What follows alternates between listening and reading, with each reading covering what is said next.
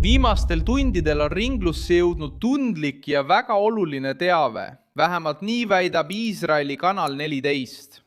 Iraani välisminister Arakchi ja Iraani parlamendi esimees Mohammad Bakr Ghalibaf olevat saanud ajutise puutumatuse Iisraelilt ja Ameerika Ühendriikidelt 5-päevaseks läbirääkimiste perioodiks, mis on seotud Iraaniga.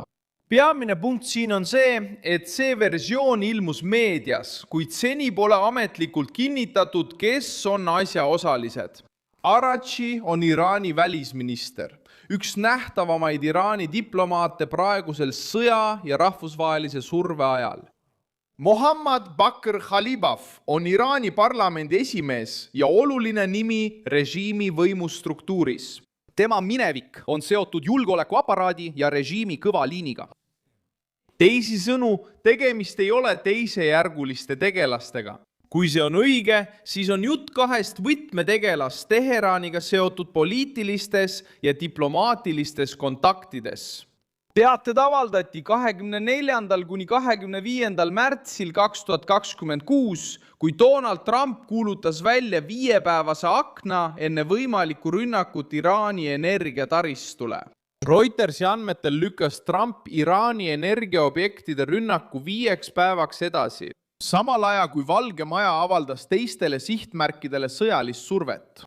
Nagu avaldatud on, toimiks see väidetav puutumatus ajutise karantiina, et Arakchi ja Ghalibaf ei satuks selle vestlusperioodi jooksul löögi alla. Praktikas tähendaks see minimaalse turvatsooni loomist, et režiimi esindajad saaksid läbirääkimistel osaleda ilma kohese füüsilise kõrvaldamise hirmuta. Siin on tähtis ettevaatus, sest asi on veel ajakirjandusliku kajastuse, mitte ametliku kinnituse tasandil. Sellises konfliktis on lekked, vastuolud ja narratiivide testimine osa poliitilisest võitlusest. Miks see uudis nii palju tähelepanu pälvib?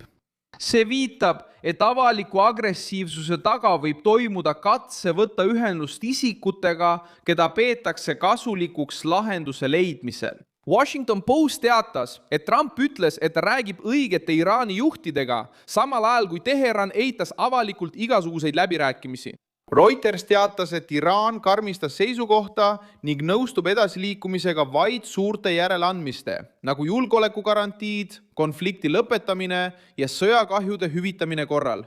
Samuti on põhjus, miks see teave nii tugevat kõlapinda leidis.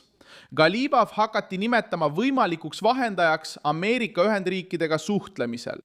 The Guardian märkis, et mõned vaatlejad näevad temas võimalikku dialoogipartnerit. Kuigi ta on endiselt sügavalt seotud Iraani kõva joonega ja tal puudub lõplik võim, mida omab ülemjuht. Isegi kui Washington näeb võimalust dialoogiks, ei vii tõelised läbirääkimised kuhugi, sest need takerduvad režiimi kitsasse tuumikusse. Kokkuvõttes on täna kõige täpsem pilt. Donald Trump on avanud 5-päevase akna. Vahendajate kaudu liiguvad ettepanekud. Meedias on teateid, et Arakchile ja Ghalibafile on pakutud ajutist puutumatust. Seetõttu pole mõistlik puutumatust võtta kui kindlat fakti, vaid pigem olulise taustainfona. Journal Manha